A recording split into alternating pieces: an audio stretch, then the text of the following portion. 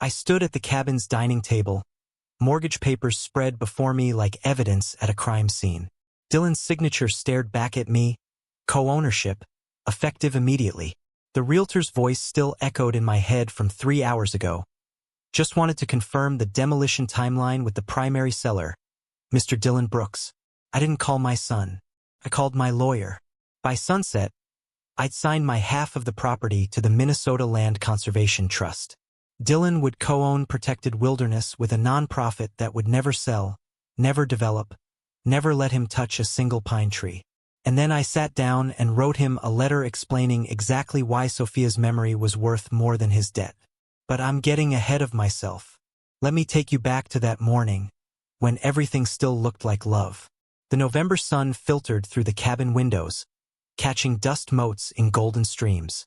Dylan and Jessica had driven up from the cities, ostensibly to help me winterize the place before the first real snow. Jessica brought homemade pumpkin bread, Sophia's recipe. She'd said with a smile that seemed genuine. Dylan had hugged me longer than usual, his hand lingering on my shoulder. "You doing okay, Dad? I know the holidays are hard without Mom." I was doing okay. Better than okay, actually. The grief had settled into something manageable, a dull ache instead of the sharp blade it had been 18 months ago. I'd started volunteering at the nature center, teaching kids about loon migration patterns the way Sophia had taught Dylan. Her legacy, living on through small acts of education. "I'm managing," I said, pouring coffee into mugs. Sophia had thrown herself at a pottery class in the summer of 2006. She'd been so proud of those mugs. Slightly lopsided, the glaze uneven in places, but made with her own hands. Dylan had been 12 that summer, old enough to join her for the classes. He'd made a bowl that cracked in the kiln, and Sophia had kept the pieces in a jar, telling him that even broken things had beauty. I wondered if Dylan remembered that lesson. "It helps being here," I continued. "Feels like she's still around, you know? I walked the perimeter trail yesterday, checked on the trillium beds she planted in 1998. They're spreading beautifully, and the loon pair nested again last spring, their third chick in 4 years. Jessica nodded sympathetically. "That's exactly why we wanted to talk to you about the cabin's future." Dylan shot her a look, quick, nervous, but she pressed on. "We've been thinking about estate planning. You're 70 now, Dad. Not that you're going anywhere soon."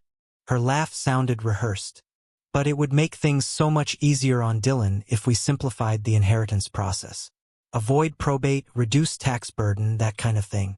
I should have heard the trap clicking shut. Instead, I heard concern, love, family looking out for each other. "What did you have in mind?" Dylan pulled out a folder, the kind with a lawyer's letterhead embossed on the front. "Just adding my name to the deed. You'd still own it, obviously. Still your place. But legally it would transfer automatically when, eventually. No courts. No mess. No forcing Dylan to deal with bureaucracy while he's grieving." The logic seemed sound. I'd seen friends' estates tied up in probate for years, their children fighting over sentimental objects while lawyers got rich. My neighbor, Frank Peterson, had died 2 years ago, and his 3 daughters were still battling over his fishing boat and his collection of antique tools. The lawyer fees had exceeded the value of the estate. Frank would have been horrified, and this was Dylan, my son. The boy Sophia had taught to identify bird calls, who'd scattered her ashes from the dock with tears streaming down his face, who'd promised to protect this place for Mom. "Let me think about it," I said. Jessica's smile tightened almost imperceptibly. "Of course, no pressure. We just want what's best for you." They stayed for 3 days. Dylan repaired the loose dock planks I'd been meaning to fix, the 3rd and 7th boards that had started to rot from water damage.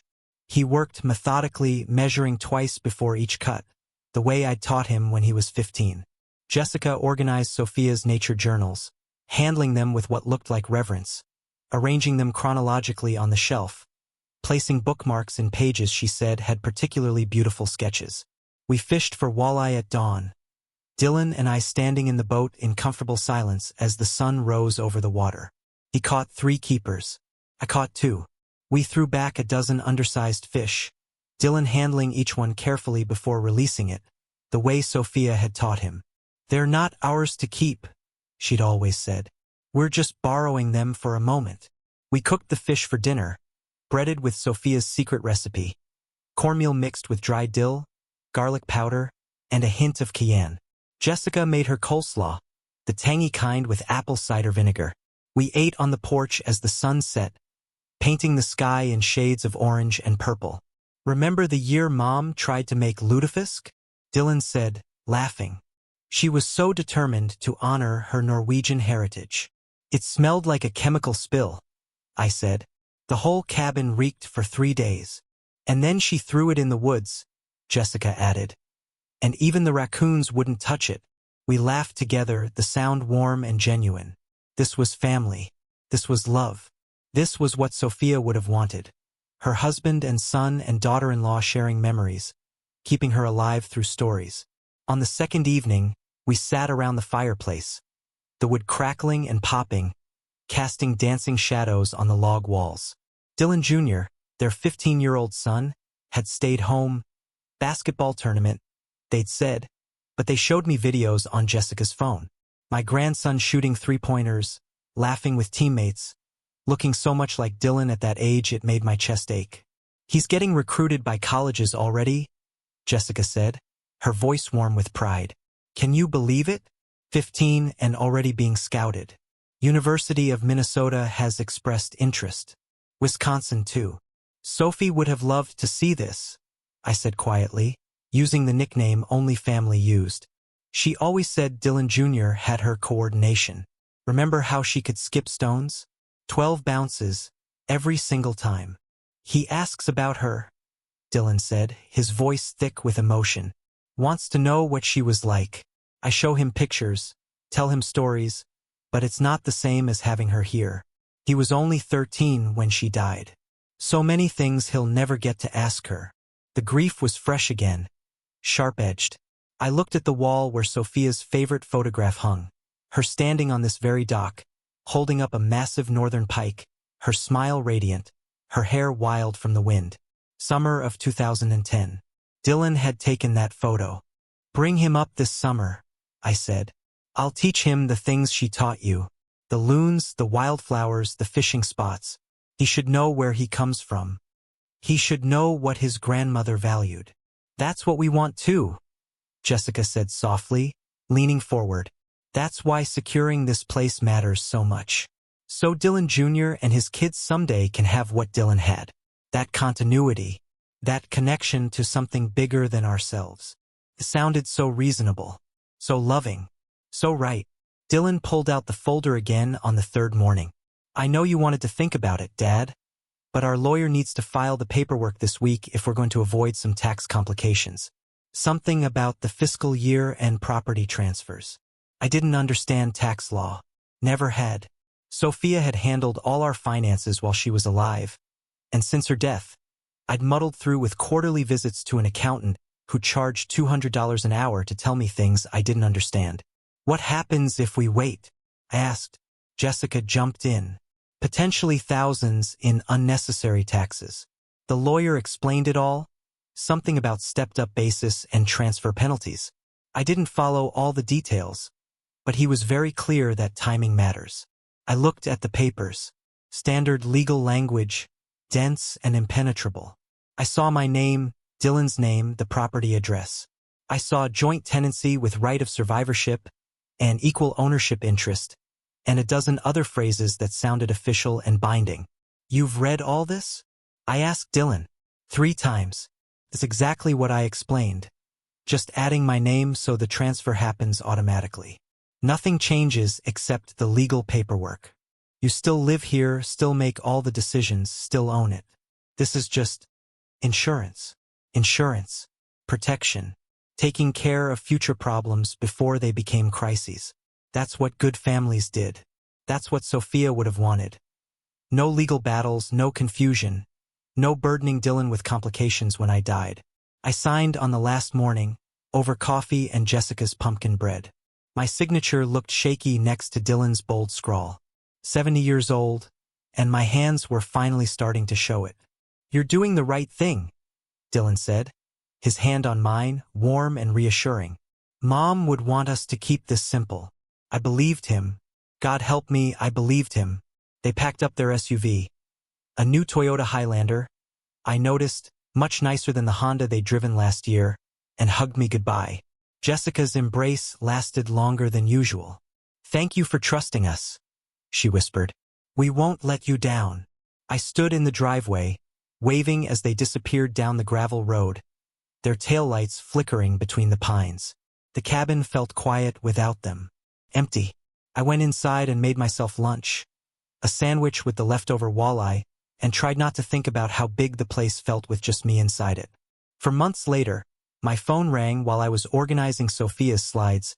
30 years of wilderness photography she'd been planning to donate to the Nature Center.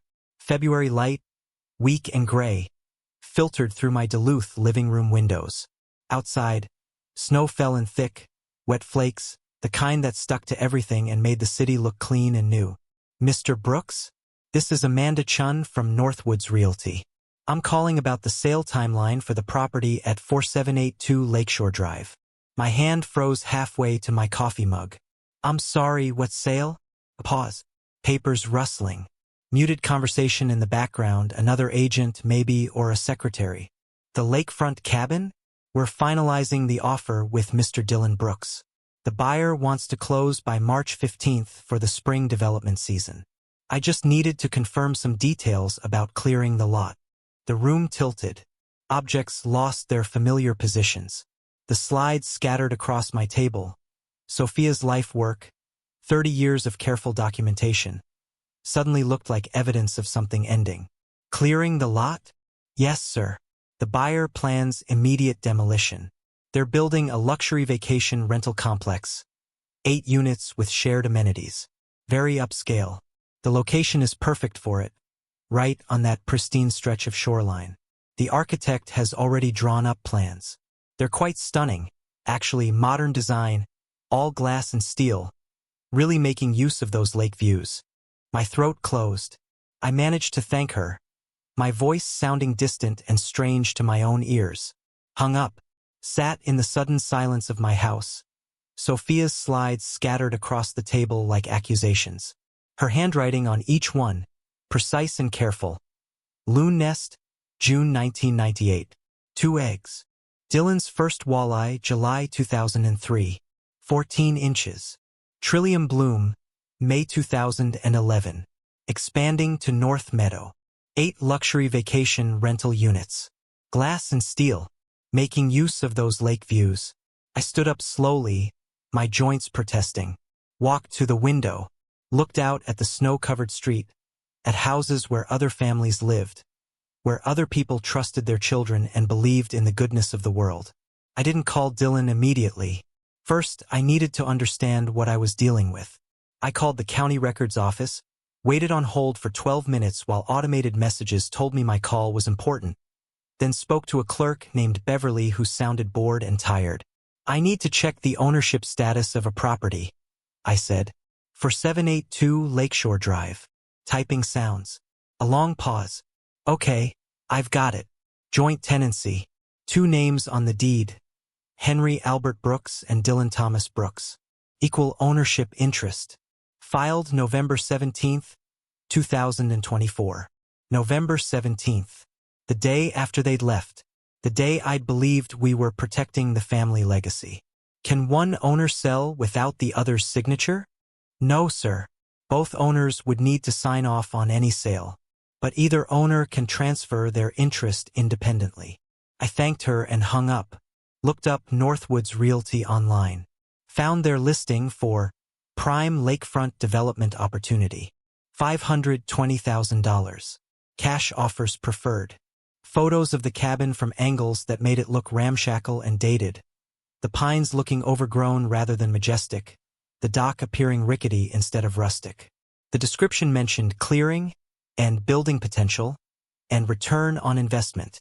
There was a contact name, Dylan Brooks, primary seller. I stared at my son's name on the screen. Dylan Thomas Brooks, named after Dylan Thomas, the Welsh poet Sophia had loved. Do not go gentle into that good night, she'd recited while holding our newborn son. her voice fierce with love and hope. Rage, rage against the dying of the light. Our Dylan wasn't raging against anything. He was selling the light itself. I called him. No preamble, no small talk. Tell me about the sale, Dylan. The brightness in his voice died instantly.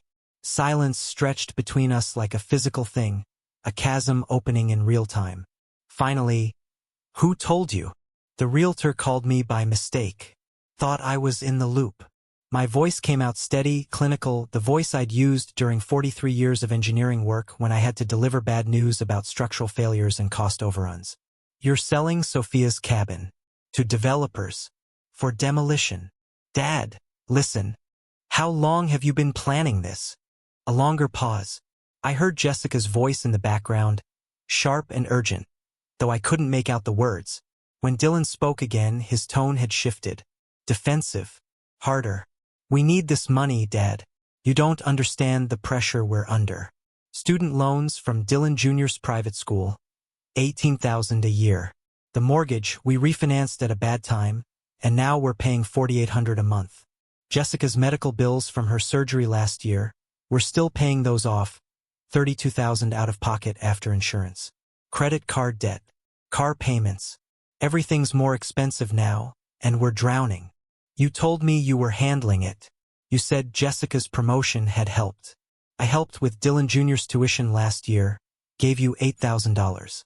I paid for the cabin repairs last summer. $12,000 so your family could use it for vacation. And we appreciated that, but it's not enough. It's never enough. This is $520,000, Dad. All cash. It solves everything. It gives us breathing room. It lets us live instead of just surviving. The casual way he said it. Like Sophia's life's work, her sanctuary, her final resting place, was just a number on a balance sheet. Just a solution to a problem. Just money. Your mother scattered wildflower seeds for 30 years along that shoreline, I said quietly, each word measured and precise.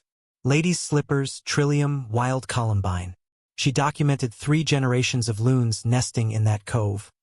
Parents, children, grandchildren. She taught you to fish from that dock, taught you to respect the land, taught you that some things are too precious to own. Her ashes are under those pines, Dylan. We scattered them together. You promised her you'd protect this place. I know all that. Irritation crept into his voice, sharp and defensive. But she's gone, Dad.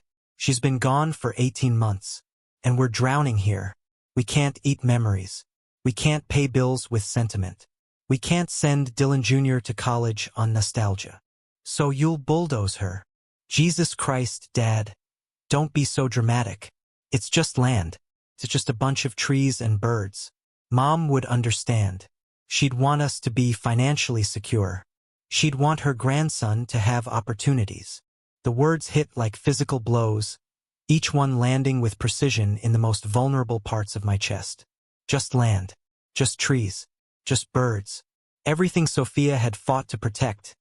Everything she'd taught our son to value. Reduced to just, I'll help you. I heard myself say, desperation creeping into my voice despite my attempt to stay calm. I'll remortgage my house, it's paid off.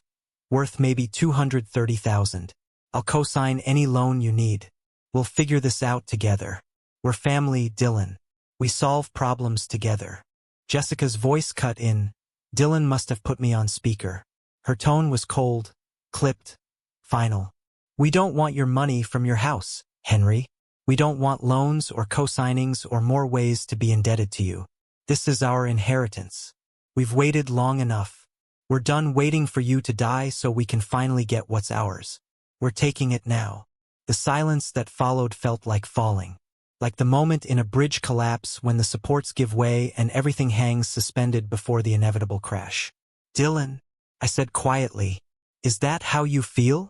My son said nothing. His silence was an answer. The line went dead. I sat holding the phone, staring at Sophia's slides spread across my table. Her handwriting blurred, but not from tears. I wasn't crying. I was calculating. My mind was sorting through the implications with the cold precision I'd learned from decades of engineering work. Load-bearing weight. stress points, structural integrity. The exact moment when accumulated pressure causes catastrophic failure. Something in my chest felt like that now. Not breaking, not shattering, shifting, realigning into a new structure entirely. Stronger, colder, clearer. I'd spent 43 years as a civil engineer before retiring at 65. Bridges, mostly. I understood load-bearing weight, stress points, the exact moment when accumulated pressure causes catastrophic failure. I'd seen bridges that looked solid on the surface but were rotting from within. I'd condemned structures that families had trusted for generations. I'd learned that sentiment couldn't override mathematics, and love couldn't compensate for fundamental structural flaws. My relationship with Dylan had been rotting for longer than I'd admitted. I saw that now. The signs had been there. I'd just chosen to ignore them, the way homeowners ignore cracks in their foundation until the whole house shifts. I didn't call Dylan back.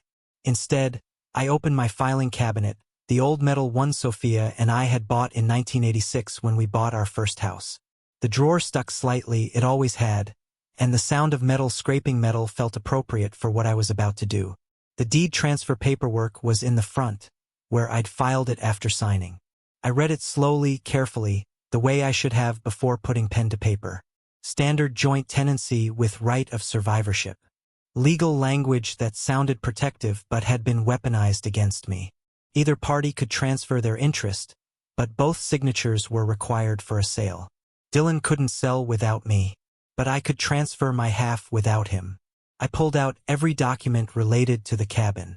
The original deed from 1992, when Sophia's parents had died and left it to her. The property tax records, I'd paid them every year, $2,800 annually. The receipts for repairs and improvements.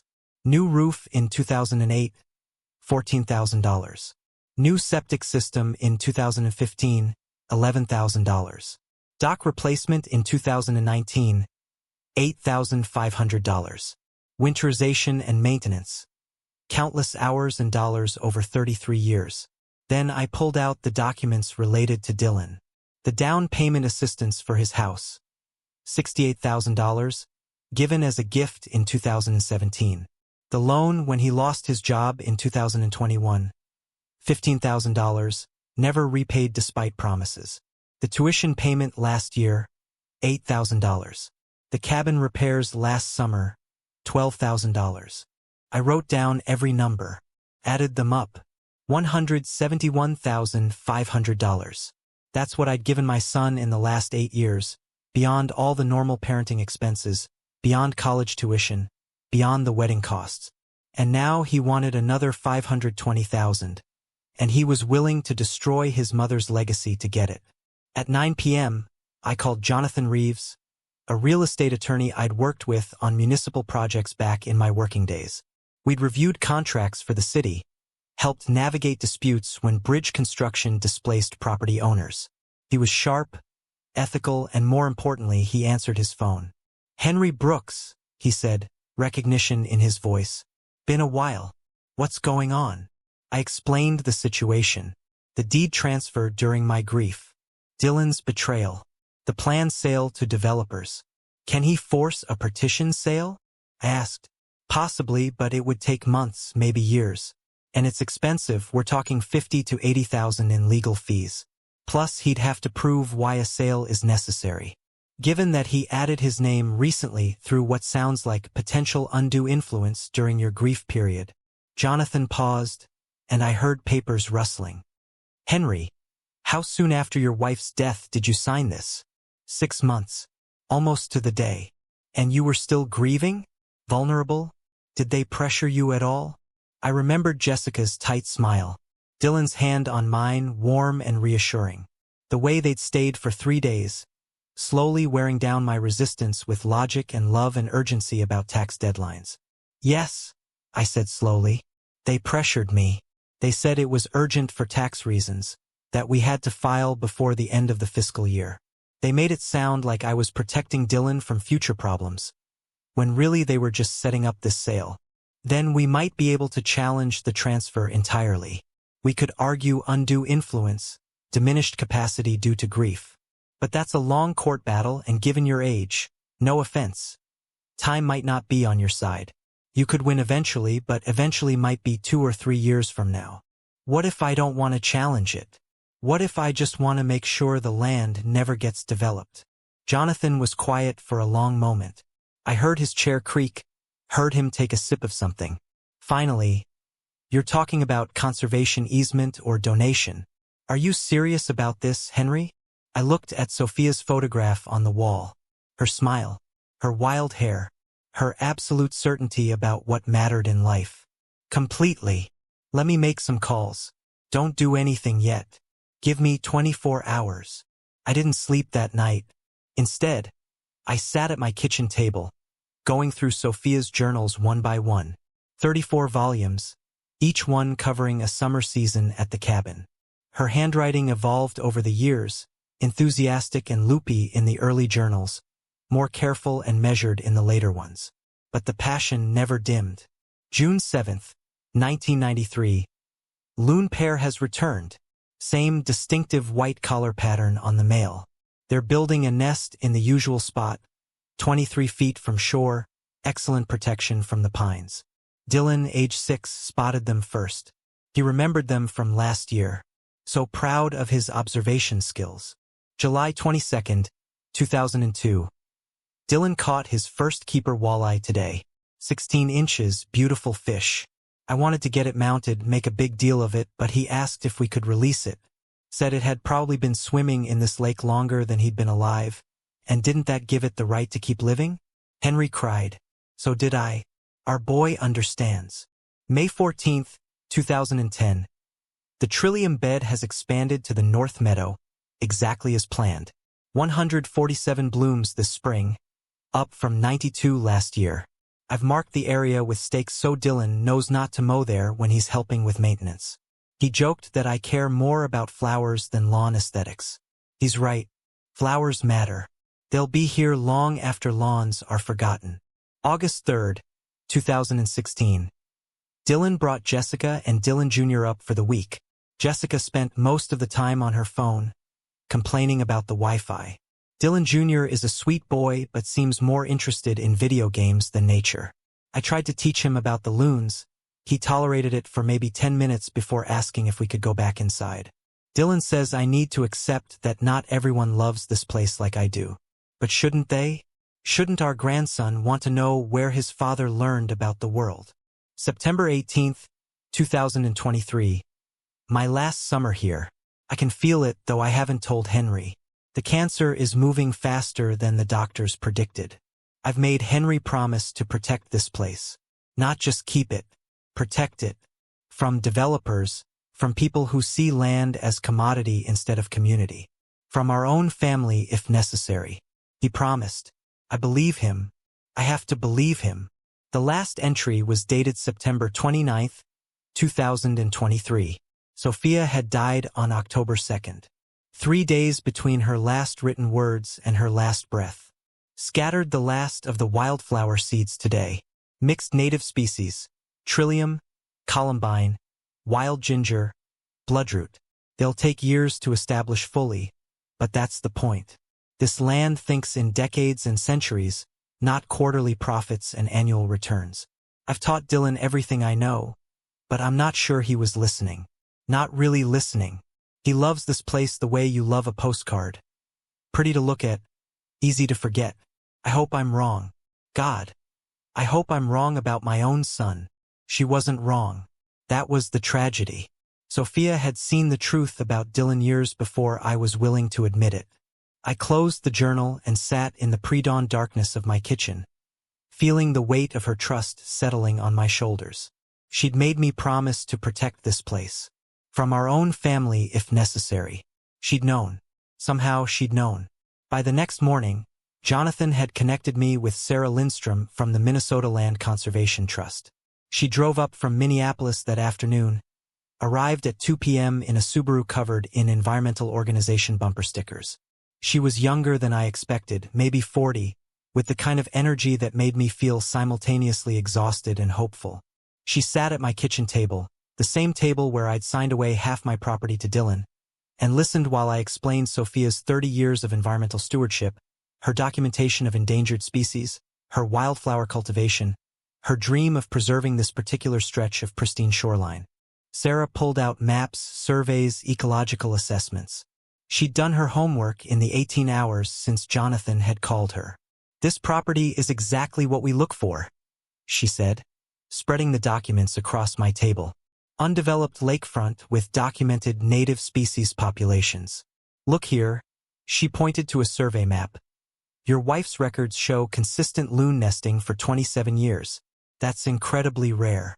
Most sites get disrupted by development or recreation. The fact that your wife kept such detailed records makes this property invaluable scientifically." "And if I donate my half?" Sarah met my eyes directly. "Your son would co-own the property with our trust. We never sell, never develop. Our charter prohibits it. It's literally impossible for us to change that without dissolving the entire organization, which would require unanimous board approval and state oversight. He'd be legally tied to land he can't profit from. He could try to force a partition sale, but that requires proving that co-ownership is untenable. Given our mission and his recent attempt to develop, no judge would side with him. So the land would be safe. Forever. That's not hyperbole. Our oldest preservation dates to 1973. 52 years, multiple attempts to break it, all failures. Once land enters our trust, it stays wild." I thought about Jessica's voice. "We're done waiting for you to die." I thought about Dylan's dismissal. "Just trees and birds." I thought about Sophia, teaching our 7-year-old son to identify ladies' slippers without touching them, explaining that some things were too precious to possess. "Yes," I said, "that's exactly what I want." Sarah smiled, and for the first time since the realtor's phone call, I felt something loosen in my chest. Not relief, not yet, but possibility. The chance to honor Sophia's trust. The chance to keep the promise I'd made. "There's one thing you should know," Sarah said carefully. "Your son will hate you for this. People in his position always do. We've handled situations like this before. Family betrayals, inheritance disputes. It gets ugly. Are you prepared for that?" I thought about Dylan's silence on the phone when Jessica said they were done waiting for me to die. "Yes," I said. "I'm prepared." The paperwork took 3 days. Jonathan expedited everything, calling in favors with judges and county clerks. The trust's board met in emergency session on Thursday evening and approved the donation unanimously. By Friday afternoon, I owned 0% of the cabin. The Minnesota Land Conservation Trust owned 50%. Dylan owned the other 50% of property he could never sell, never develop, never profit from. On Friday evening, I sat down and wrote the letter. It took me 4 hours and 6 drafts to get it right. Too emotional in the first draft. Too cold in the second. Too apologetic in the third. By the 6th draft, I'd found the right tone. Factual, firm, final. "Dear Dylan, by the time you receive this, I will have donated my share of the cabin at 4782 Lakeshore Drive to the Minnesota Land Conservation Trust. You are now co-owner of protected conservation land with a nonprofit organization whose charter prohibits sale or development in perpetuity. I did this because your mother spent 30 summers protecting that land. She documented 3 generations of common loons. She cultivated native wildflowers that now cover half an acre. She taught you to respect wilderness as sacred. Her ashes rest under the pines by the dock. When you told me it was just land, just trees and birds, you showed me that you learned nothing from her. When Jessica said you were done waiting for me to die, she showed me what your inheritance truly means to you. This isn't punishment. This is protection. I'm protecting your mother's legacy from the people who would destroy it for money. I'm protecting the land she loved from becoming a parking lot for luxury vacation rentals. You'll receive formal documentation from the trust within 10 business days. I suggest you consult your own attorney if you wish to challenge this. Though Jonathan Reeves assures me your legal options are limited. Your mother loved you more than anything in this world. I hope someday you remember why that matters. I hope someday you remember what she tried to teach you. I hope someday you visit her memorial and understand what you almost destroyed. Dad. I mailed it on Saturday morning at the downtown post office. Certified mail, return receipt requested. The clerk asked if I wanted insurance.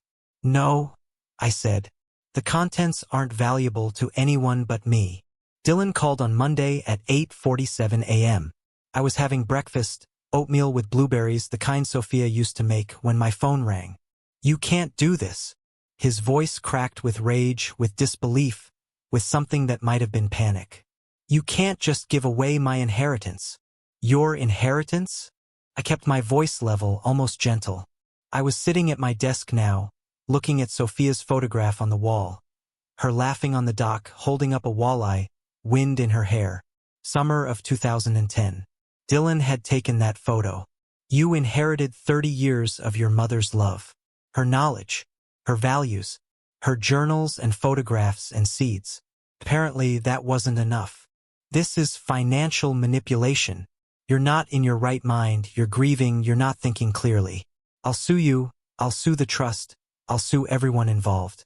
I'll prove you were incompetent when you signed this. You'll do nothing.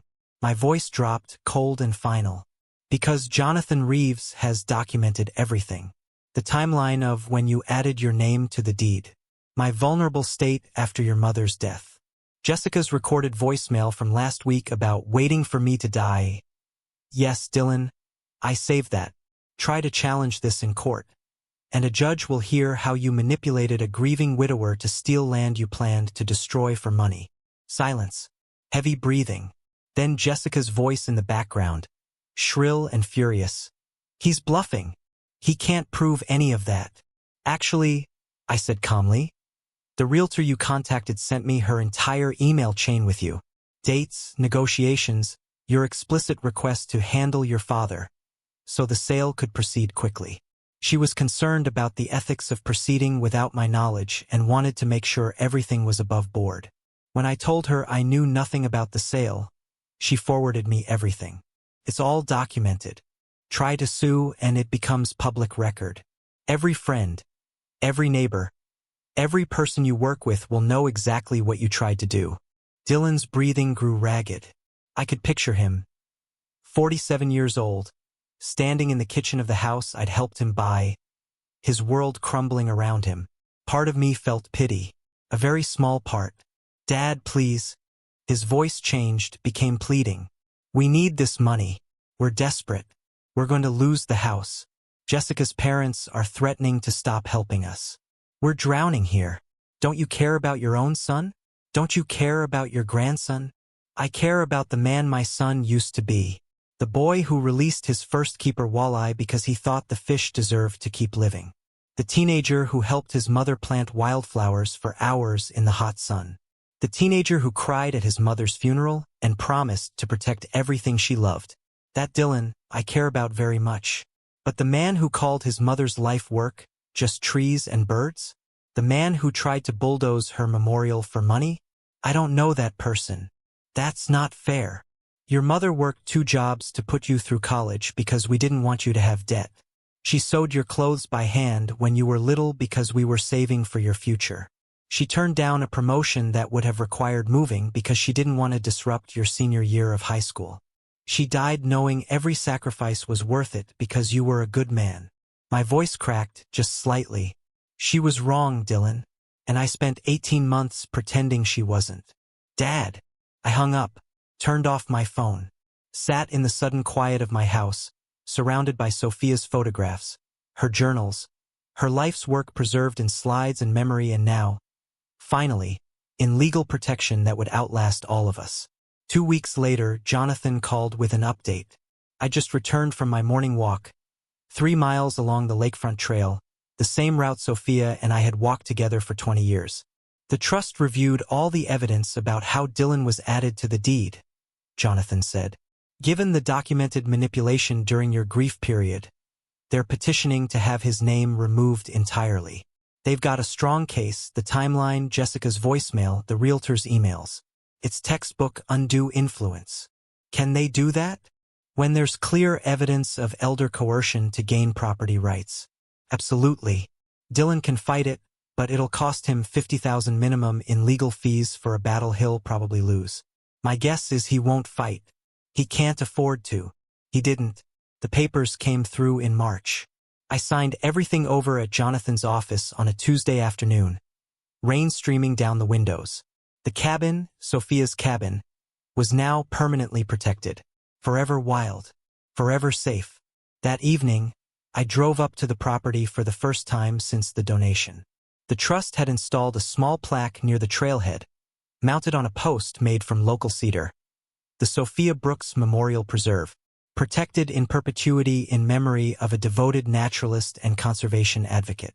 1953 to 2023. I walked down to the dock, my boots crunching on the gravel path Sophia had laid stone by stone over 3 summers. The pines stood tall against the gray sky, unchanged. The water lapped softly against the shore, the same rhythm it had kept for millennia. Somewhere in the woods, a white-throated sparrow sang. The call Sophia had taught Dylan to identify when he was 7.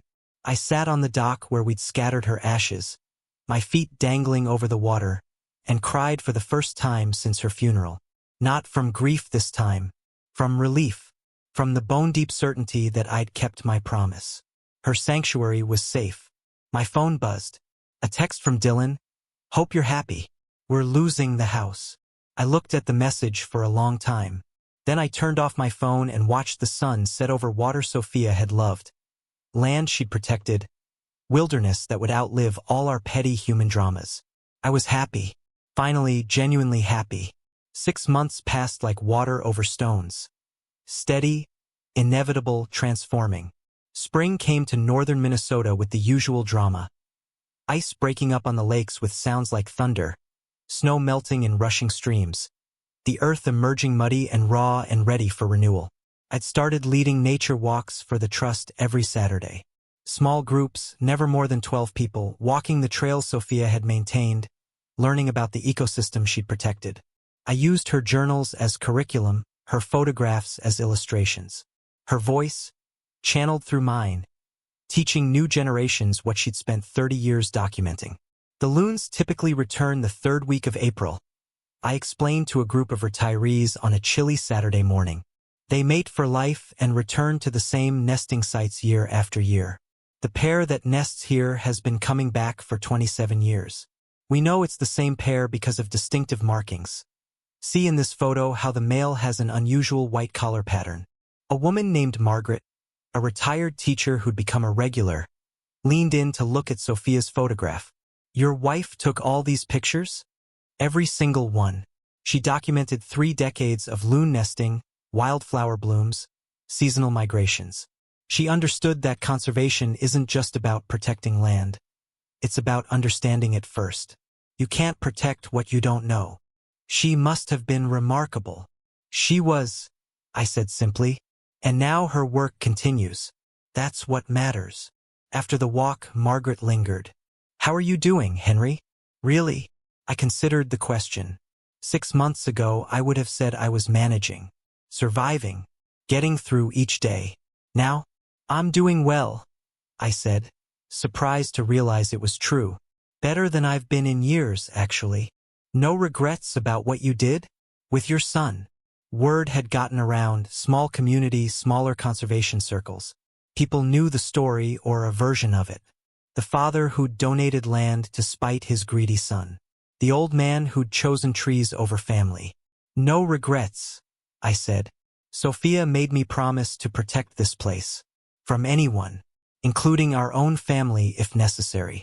I kept my promise. Margaret nodded slowly. My daughter stopped speaking to me when I put my house in a trust instead of leaving it to her.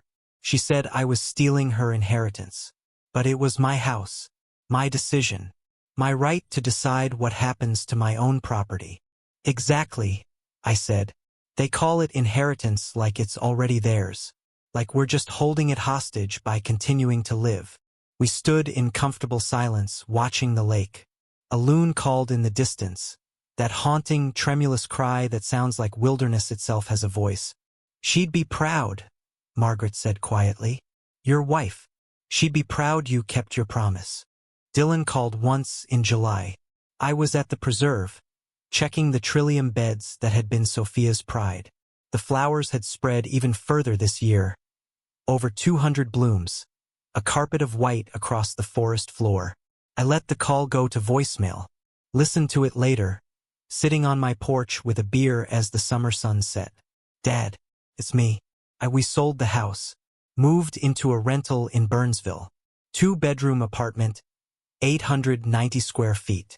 Dylan Jr. has to share a room with our home office. Jessica's parents aren't speaking to us. She blames you for everything.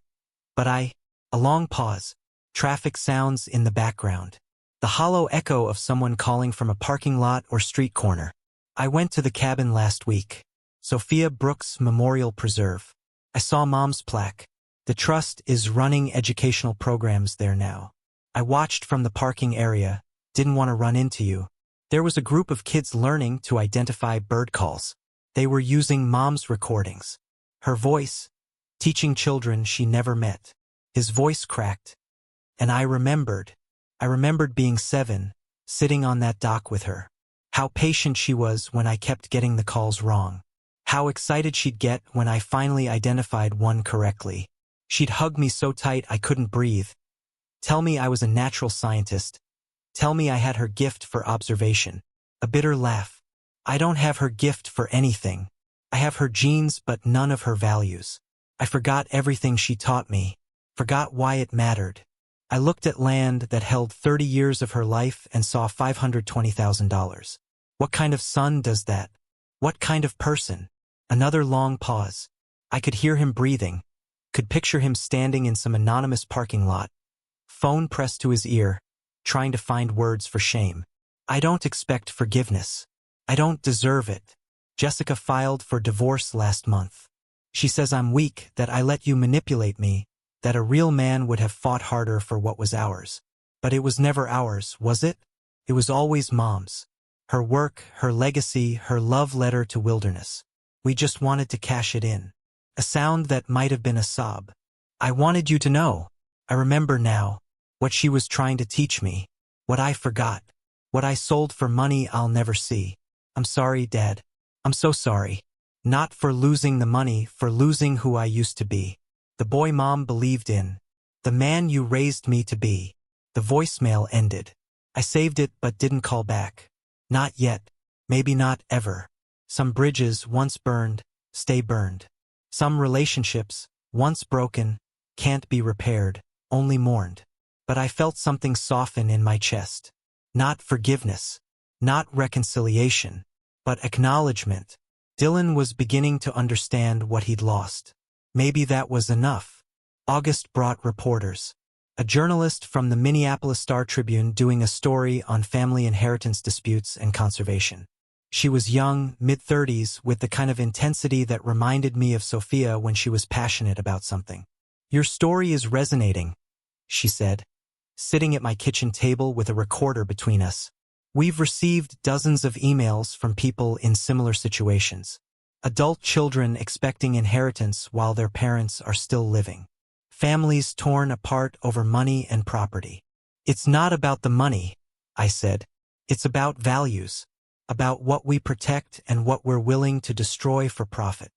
But you destroyed your relationship with your son. No, I said firmly. He destroyed it when he tried to bulldoze his mother's memorial. I just refused to pretend it didn't happen. She asked about Sophia, about the 30 years of conservation work, about the loons and wildflowers and careful documentation. I showed her the journals, the photographs, the slides. Showed her Sophia's last entry, written 3 days before she died. Worried that Dylan hadn't really been listening. She knew, I said quietly. She knew he loved the place the way you love a postcard. Pretty to look at, easy to forget. She made me promise to protect it from everyone, including our own son. The article ran in September. When family and conservation collide, one man's fight to honor his wife's legacy. It was fair, balanced, showed both sides. Quoted a family therapist about the rising trend of adult children feeling entitled to their parents' assets. Quoted an environmental lawyer about the increase in conservation easements and land trusts. And it quoted Dylan. The reporter had found him, interviewed him at his apartment in Burnsville. I thought I needed the money, he'd told her. I thought financial security was more important than sentiment. But security built on destroying your mother's life work isn't security. It's betrayal. I understand that now. Too late. But I understand.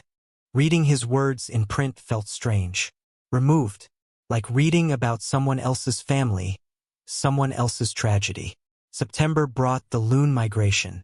I was at the preserve with my regular Saturday group. It had grown to 20 people now, regulars who came every week, watching the birds gather before their journey south. 18 loons in the cove, their black and white plumage stark against the blue water. They'd had a successful breeding season. For chicks had fledged, were now nearly as large as their parents. The culmination of Sophia's 30 years of protection. Proof that conservation worked. This is why it matters, I told the group. Not for us, for them. For the generations of loons that will nest here long after we're gone.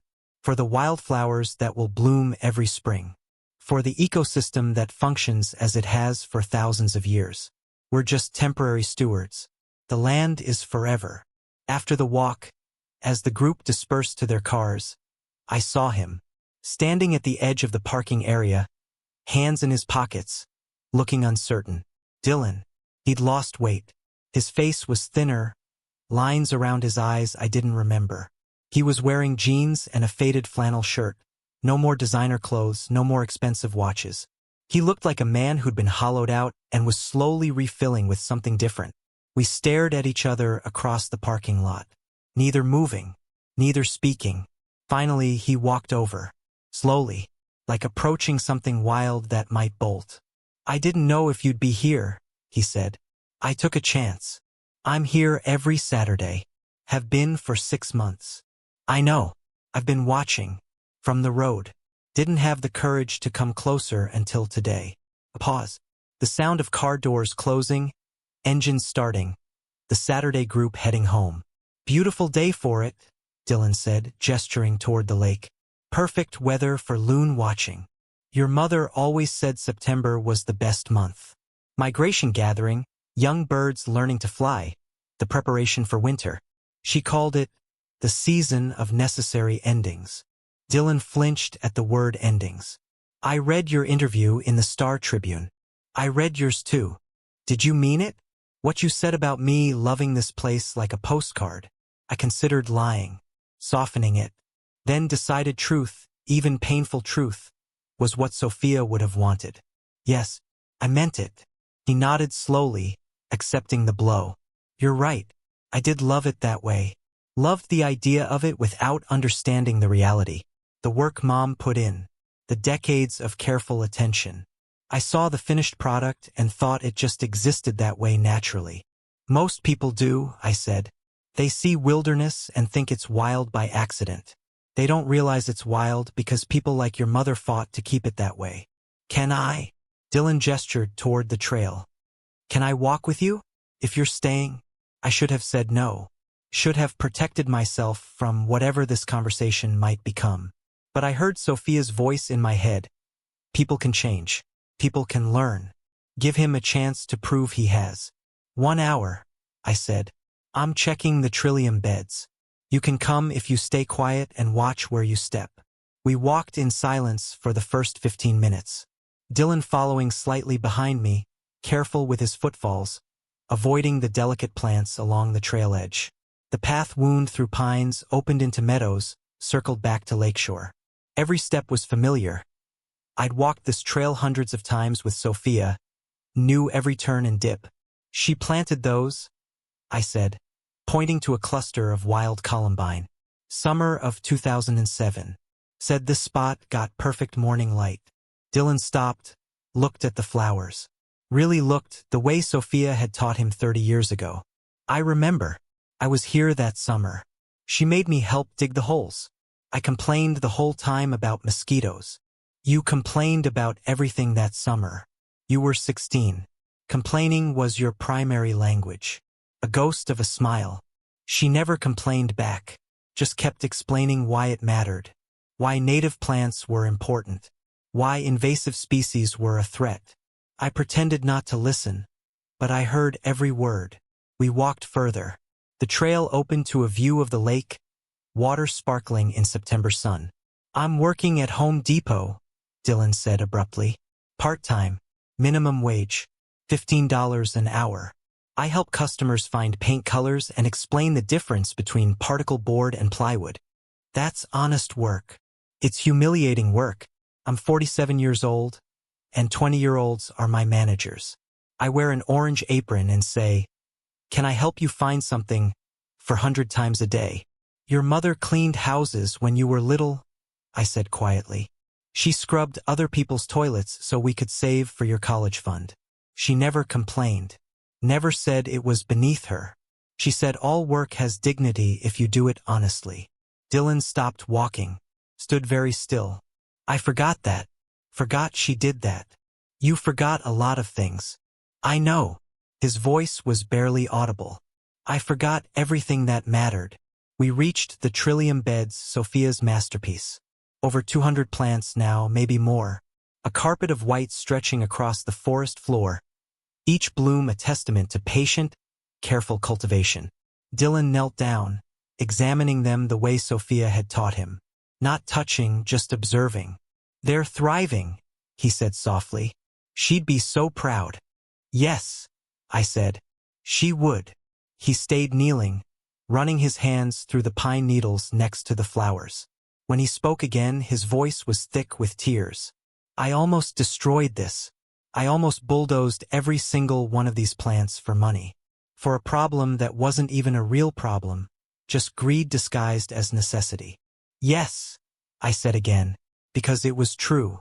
"How do you forgive yourself for something like that?" "I don't know," I said honestly. "I've never tried to destroy something irreplaceable." Dylan stood up slowly, wiping his eyes. "I don't expect you to forgive me.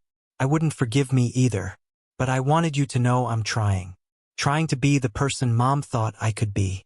Trying to remember what you both taught me." We walked back in silence. At the parking area, Dylan stopped by his car. A 10-year-old Honda, dented and rusting. Not the new Toyota Highlander from last year. "Can I?" He hesitated. "Can I come back? Not to talk to you necessarily. Just to be here. To volunteer maybe. Trail maintenance or whatever needs doing." I thought about Sophia. About her belief in second chances, in redemption, in the possibility of learning. About her journal entry. "I hope I'm wrong about my own son. Call Sarah Lindstrom at the trust," I said. "Tell her you want to volunteer. Tell her I sent you. If she approves, you can work on trail maintenance. Every Saturday. 7 a.m. start time. We clear brush, repair erosion, maintain the paths. It's hard work. I'll call her tomorrow." "And Dylan?" I waited until he met my eyes. "If you volunteer, you work. You don't get special treatment because you're my son. You don't get credit for attempting to make up for what you almost destroyed. You work because the land needs it. Understand?" "I understand." He drove away in his rusting Honda, and I stood in the parking lot watching until he disappeared around the bend. I felt tired, old, but also something else. Something that might have been hope, or might have been the memory of hope, or might have been just the exhaustion of carrying anger for so many months. Margaret walked over from her car. "Was that your son?" "Yes." "Are you okay?" I considered the question. Was I okay? My son had betrayed me, tried to destroy his mother's legacy, caused a family rupture that might never fully heal. But he was trying. Maybe, possibly, time would tell. "I'm okay," I said. "Ask me again in 6 months." Dylan did call Sarah. Started volunteering the next Saturday. I stayed away for the first month. Let him work with other volunteer crews. Let him prove himself without my presence complicating things. Sarah sent me updates. "He's punctual," she said after the second week. "Shows up at 6:55, works until noon, doesn't complain. He's clearing the North Trail. Hard work, lots of brush." After the third week, he asked if he could read your wife's journals. Said he wants to understand what he almost destroyed. I gave him access to copies. After the fourth week, he cried reading about the summer she taught him to identify birds. Sat in the office for 20 minutes, just crying. then went back to work without a word. After the 6th week, he's good with the school groups. Patient, knowledgeable, respectful. You taught him well. Or your wife did. In December, I went back to the preserve for the first time since seeing Dylan in September. I needed to check the winterization, make sure everything was secured for the hard months ahead. Dylan was there, working alone, clearing snow from the trail markers so they'd be visible all winter. He saw me, straightened up, waited. "How's the work going?" I asked. "Good. Hard. Satisfying." He paused. "I read all of Mom's journals. All 34 volumes. Took me 2 months. What did you learn?" That she loved this place more than I understood. That she saw me clearly even when I was lying to myself. That she hoped I'd be better than I was. He looked out at the frozen lake. She wrote about me in the later journals. About how worried she was. How she could see me prioritizing money over meaning. She was right. She usually was. She also wrote that people can change if they choose to. That redemption is always possible if you're willing to do the work. Dylan looked at me directly. "I'm trying to do the work, Dad. Not for forgiveness. Not to get back in your good graces. Just because it's what she would have wanted. What she believed I could be." I nodded slowly. "Keep doing it. The work speaks for itself." 2 days before Christmas, I received a certified letter. No return address, but I recognized Dylan's handwriting. Inside was a single page, carefully written. "Dad, I'm not asking for forgiveness. I'm not asking for anything. I just wanted you to know I understand now. Jessica and I divorced in October. She couldn't handle the downgrade, as she called it. Couldn't adjust to living in a small apartment instead of a big house. Couldn't stand being married to a man who works retail instead of having a career. But I'm okay with it. Better than okay. I'm learning to measure my life differently. Not by salary or square footage, but by whether I'm living according to the values Mom tried to teach me. I'm at the preserve every Saturday. Sometimes twice a week when there's extra work. I've learned more about conservation in 3 months than I learned in 30 years of owning property I didn't understand. Sarah asked if I'd help lead school groups this spring. Teaching kids what Mom taught me. Using her photographs, her recordings, her journals. Passing on her legacy the way it should have been passed on. I'll never get the cabin back. I know that. But I'm getting back something more important. The person Mom believed I could be. The man you raised me to become before I lost my way. You don't need to respond to this. I just wanted you to know that her lessons didn't die with her. They just took a very long detour through my stupidity to find their way back. Dylan. I read the letter 3 times. Felt the weight of it in my hands, the careful handwriting so much like Sophia's. Saw the 7-year-old boy learning bird calls, the 12-year-old releasing his prize fish, the 16-year-old learning about responsibility. I went to my desk and pulled out writing paper. Wrote carefully, slowly, choosing each word with precision. Dylan, the preserve is always open. You're doing the work. That matters. Your mother believed people could change. I'm not sure I have her faith, but I'm willing to watch you prove me wrong. If you want to help with spring programs, talk to Sarah. The land needs committed people. Whether you're my son is irrelevant to the work. But for what it's worth, she'd be proud you're trying. That counts for something. Dad. I mailed it the next day. Didn't expect a response. Didn't need one. The work would speak for itself. Time would tell if Dylan meant it. And the land, Sophia's land, protected forever, would be there regardless. Patient. Enduring. Wild. Just as she'd intended. Spring came again. The loons returned the 3rd week of April, right on schedule. The trillium bloomed in record numbers. Over 300 plants now, still spreading, still thriving.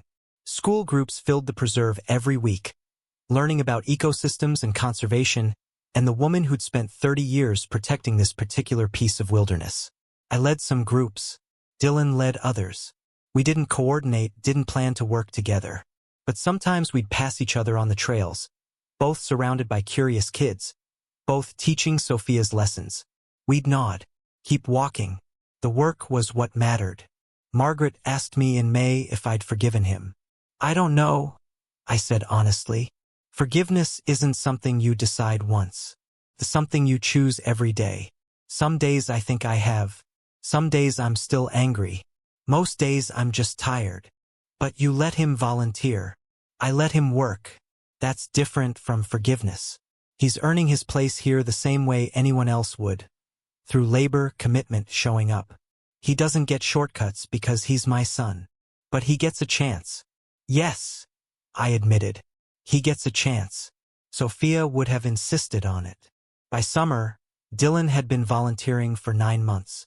Sarah told me he'd asked if he could do more: habitat restoration, water quality monitoring, educational program development. He'd taken online courses in conservation biology, was reading everything he could find about loon populations and native plant cultivation. He's serious about this, Sarah said. This isn't performative guilt. He's genuinely passionate. His mother was passionate too, I said. Maybe it's genetic.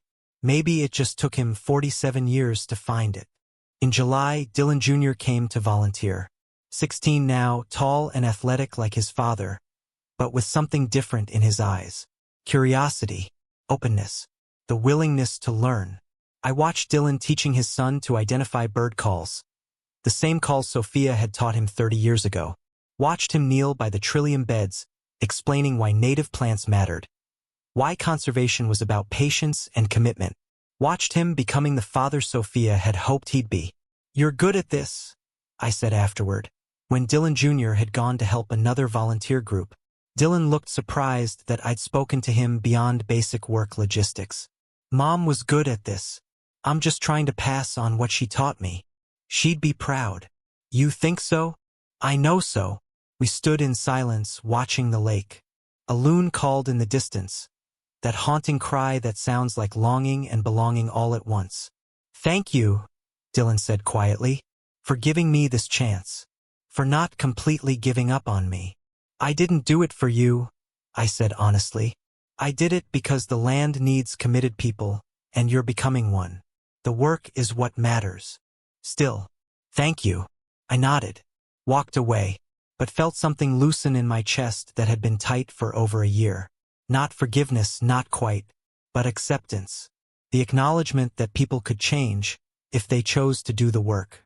If they were willing to spend years earning back what they'd destroyed in moments of greed. September came again. Full circle. 1 year since the betrayal, since the realtor's phone call, since everything changed. I stood on the dock where Sophia's ashes rested, where loons nested, where 30 years of her life had been invested in protecting something bigger than herself. Dylan stood next to me, not close, but present. We were watching the loon migration, 18 birds gathering before their journey south. For successful chicks this year, Dylan said. Sarah says that's exceptional. The population is stable. Your mother would be thrilled. I wish I could tell her. Wish I could apologize for forgetting everything she taught me. She knew you might forget, I said. That's why she made me promise to protect this place from everyone, including you. She loved you, but she didn't trust you. Not with this. Dylan absorbed the blow without flinching. She was right not to trust me. I proved her right. You're proving her wrong now. That counts for something. We watched the loons in silence. The sun was setting, painting the water gold and orange and purple. Sophia's favorite time of day. She'd called it the golden hour, when wilderness felt most alive. I'll never make up for what I almost destroyed, Dylan said finally. But I'll spend the rest of my life trying. Not for forgiveness, just because it's right. That's all anyone can do, I said. The work, day after day, year after year. That's what your mother did. That's what conservation is. The loons called again, their voices carrying across the water. The sound of wilderness, of continuity, of something bigger than human failings and human redemption. We stood together, father and son, 2 men shaped by the same woman's love and lessons, and watched the light fade over land that would outlive us both. Protected, wild, forever safe, just as Sophia had dreamed. If you liked this story, please like this video. Subscribe to the channel and share your impressions in the comments below. Stories like these remind us that the most valuable inheritances aren't material. They're the values we pass on and the legacies we choose to protect.